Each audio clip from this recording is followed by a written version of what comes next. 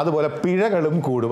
അതായത് ആദ്യം തന്നെ അദ്ദേഹം പറഞ്ഞു പിഴകൾ കൂടുമെന്ന് പറയുമ്പോൾ അതും സ്വാഭാവികമായിട്ടൊരു വരുമാന മാർഗമായി സർക്കാർ കാണുന്നു. എന്തെങ്കിലും തെറ്റുണ്ടോ അതിൽ?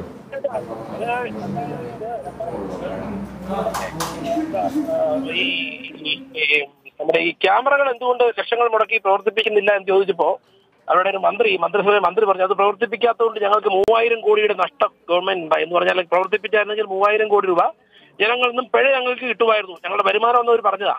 അവരിങ്ങനെ ആളുകളെ ഓടിച്ചിട്ട് പിടിച്ച്, അതായത് നമുക്കറിയാം ആളുകൾക്കും അല്ലെങ്കിൽ വിദേശ മദ്യഷാപ്പുകൾക്കും യഥേഷ്ടം അനുമതി കൊടുത്തിരിക്കുക.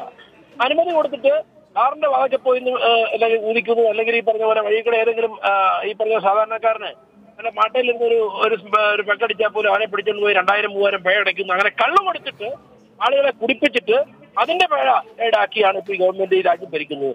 മനുഷ്യനെ സാധാരണക്കാരെ ഒന്നെങ്കിൽ ഇത് നിരോധിക്കണം, അല്ലെങ്കിൽ ഇത് വില കുറച്ച് കൊടുക്കണം, അല്ലെങ്കിൽ ഇത് അടിക്കാനുള്ള അവസരം കൊടുക്കണം, അല്ലെങ്കിൽ ഗവൺമെന്റ് വിൽക്കുന്നുണ്ടെങ്കിൽ ഇത് സ്വൈര്യമായി കഴിക്കാനുള്ള അവസരം കൊടുക്കണം. അത് കൊടുക്കാതെ അത് കൊടുക്കുന്നത് എന്തിനാണെന്ന് ചോദിച്ചാൽ ഇത് കൊടുത്തിട്ട് ആളുകളെ കുടിപ്പിച്ച് കഴിഞ്ഞ് റോഡിൽ കൂടെ കിടന്ന് ഓടിച്ചിട്ട് അവരെ പിടിച്ച്, അല്ലെങ്കിൽ വീടിന്റെ കോമ്പൗണ്ടിൽ നിന്ന് പോലും മദ്യം അടിച്ചാൽ അവിടെ പോയി പിടിച്ച്, ചില പാർട്ടിക്കാരൊക്കെ നല്ല എക്സ്പ്രഷൻ ഉണ്ട്, അങ്ങനെ വിട്ടുകൊടുക്കുന്ന അല്ലെങ്കിൽ പിഴയടപ്പിക്കുന്ന ഒരു സാഹചര്യമാണ് നിലവിലുള്ളത്. അതുകൊണ്ട് ഇത് ജനങ്ങൾ തിരിച്ചറിയണം, അത് മാത്രമേ എനിക്ക് സൂചിപ്പിക്കാറുള്ളൂ. അങ്ങ് പറഞ്ഞ പോലെ മദ്യപാനികളെ സംബന്ധിച്ചാണ് ഇത് ഇരട്ടടി. കാര്യം കൂടുതൽ പൈസ കൊടുത്ത് മദ്യം വാങ്ങി കുടിക്കുകയും വേണം, അതിന്റെ പേരിൽ ഉണ്ടാകുന്ന എന്തെങ്കിലും നിയമലംഘനങ്ങൾ ഉണ്ടെങ്കിൽ അതിന് ഇരട്ടി പിഴ അടയ്ക്കുകയും വേണം, അല്ലേ? നമ്മൾ സാധാരണ പറയാറുണ്ടല്ലോ ഞങ്ങൾക്ക് ചോദിക്കാനും പറയാനും ആരുമില്ലല്ലോ എന്ന്. അപ്പൊ അതേ അവസ്ഥയാണല്ലേ ശ്രീ സജീവ് മഞ്ഞക്കടമ്പൻ? ഞാൻ പറഞ്ഞ സ്വാഭാവികമായിട്ട് കാണുന്ന കാഴ്ചയാ.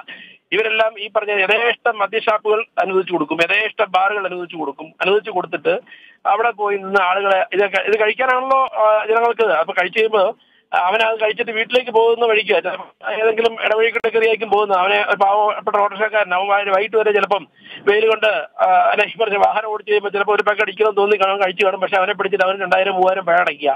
അതെല്ലാം സാധാരണക്കാരന്. അടിച്ചാൽ ഊതണം എന്നാണല്ലോ. അതെ, 50 അടിച്ചാൽ ഊതണം. സാധാരണക്കാരൻ. ഞാൻ കഴിഞ്ഞ ദിവസം അനുഭവം പറയാം. ഒരു പാവപ്പെട്ട ഒരു റബ്ബർ ടാപ്പിംഗ് തൊഴിലാളി പുള്ളി അദ്ദേഹം രാവിലെ റബ്ബർ വെട്ടാൻ പോയി ഉച്ചയ്ക്ക് തിരിച്ചു വന്നപ്പം അവിടെ കണ്ട് കയറി ഒരു ബഗ് ബ്രാൻഡി അടിച്ചു. പുള്ളി സ്കൂട്ടറെ വീട്ടിലേക്ക് പോവുക. വീട്ടിലേക്ക് പോകുമ്പോൾ ടൗണിലല്ല, ഇടവഴി കൂടെ കയറി പിടിക്കുക.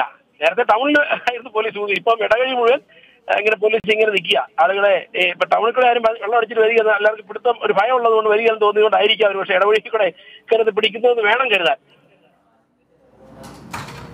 അത് വല്ലാത്തൊരവസ്ഥയാണ് അങ്ങ് പറഞ്ഞത്. ഇപ്പോൾ സാധാരണ നമ്മൾ ഈ അതിൽ വലിയൊരു അതിശയോക്തി ഒന്നും കരുതേണ്ട കാര്യമില്ല. ഇപ്പോൾ ഗ്രാമപ്രദേശങ്ങളിലൊക്കെ അതാണ് അവസ്ഥ. കാരണം അവിടുത്തെ പോലീസിനെ സംബന്ധിച്ച് അവർക്ക് ടാർഗറ്റ് ഉണ്ടാകും, ഇത്ര പേരെ പിടിക്കണം, അല്ലെങ്കിൽ ഇത്ര പിഴ, ഇപ്പോൾ ജനുവരി 31-ാം തീയതിക്ക് മുമ്പ് ഇത്ര പിഴ, അല്ലെങ്കിൽ അങ്ങനെയൊക്കെ സ്വാഭാവികമായും അങ്ങനെയൊക്കെ ആണല്ലോ. നമുക്ക് അറിയാം ഓടിച്ചിട്ട് പിടികൂടുന്ന പോലീസുകാരെയും അതുപോലെ ചെറിയ ട്രാഫിക് നിയമലംഘനങ്ങൾക്ക് ഇപ്പോൾ വലിയ അത്തരത്തിലുള്ള പിഴ ഈടാക്കാൻ വേണ്ടിയുള്ള അനാവശ്യ വാഹന പരിശോധനകൾ. അനാവശ്യം എന്ന് പറഞ്ഞാൽ ഒരുപക്ഷെ വളരെ പീക്ക് അവേഴ്സിലൊക്കെ ആയിരിക്കും, 4 മണിക്ക് 4:30 മണിക്ക് സ്കൂളും കോളേജും ഒക്കെ വിടുന്ന സമയം, ഓഫീസിൽ വിടുന്ന സമയത്തൊക്കെ ആയിരിക്കും ഇത്തരത്തിൽ പരമാവധി ഇങ്ങനെ പിഴയിലൂടെ വരുമാനം ഉണ്ടാക്കാൻ വേണ്ടിയുള്ള ശ്രമങ്ങൾ. അതൊക്കെ നമ്മൾ കാണുന്നതാണ്. അതൊക്കെ സാധാരണക്കാർ ഏത് തരത്തിൽ കാര്യം ഇത് മറ്റൊരു വഴിയില്ലല്ലോ. നേരത്തെ ശ്രീ സജീവ് മഞ്ഞക്കടമ്പൻ തന്നെയാണ്, അല്ല ശ്രീ സ്വാമിനാഥൻ, ശ്രീ വേണുഗോപാൽ ചൂണ്ടിക്കാട്ടുകയായിരുന്നു. ഇപ്പോൾ ഈ പോലീസുകാർ പിടിക്കുമ്പോൾ ഏതെങ്കിലും തരത്തിലുള്ള പദവികളൊക്കെ ഉള്ള ആൾ, ഒന്നുകിൽ വക്കീൽ അല്ലെങ്കിൽ ഏതെങ്കിലും പ്രൊഫഷനിൽ ഇരിക്കുന്ന ആളുകളൊക്കെ ആണെങ്കിൽ ചിലപ്പോൾ പോലീസ് കൈമലർത്തുകയോ അല്ലെങ്കിൽ അവരെ വെറുതെ വിടുകയൊക്കെ ചെയ്യും. ഏറ്റവും സാധാരണക്കാരനായ ഒരു സ്വാധീനവും ഇല്ലാത്ത മനുഷ്യനാണ് ഇവിടെ എല്ലാ നിലയ്ക്കും ജീവിക്കാൻ കഴിയാത്തതെന്നൊരു വലിയ യാഥാർത്ഥ്യമുണ്ട്. ഏതായാലും പിണറായി സർക്കാരിൻ്റെ രണ്ടാമത്തെ ബജറ്റ് അത് സർക്കാർ വക നികുതി ഭാരത്തിൻ്റെ തല്ലുമാല എന്ന് ഇതിനകം വിശേഷിപ്പിക്കപ്പെട്ട് കഴിഞ്ഞ അല്ലെങ്കിൽ വിശേഷിപ്പിക്കേണ്ടി വരുന്നൊരു സാഹചര്യമുണ്ട്.